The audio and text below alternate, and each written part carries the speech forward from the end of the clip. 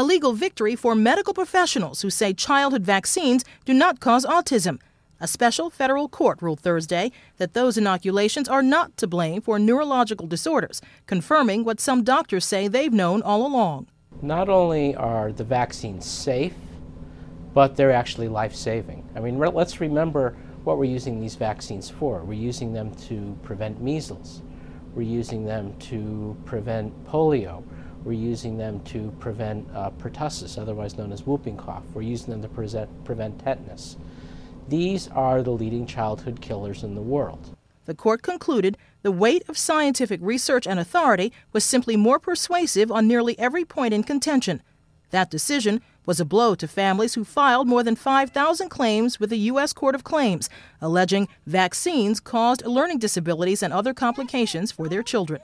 To win, they had to show it was more likely than not that the autism symptoms were directly related to the measles, mumps, rubella shots they received.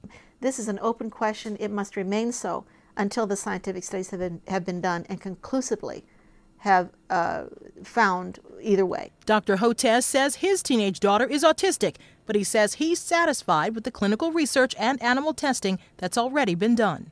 And what's quite clear is that autism is a genetic condition. It's a genetic disorder.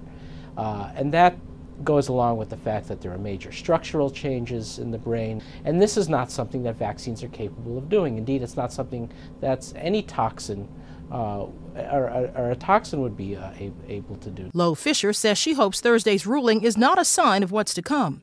We need to continue to do the research and consider each of these claims that come before the court individually and not apply what happened today in a prejudicial way to those cases. The court still has to rule on separate claims from other families who contend that rather than a single vaccine, the culprit could be a mercury-containing preservative called thimerosal that once was common in children's vaccinations. Carlotta Bradley, The Associated Press.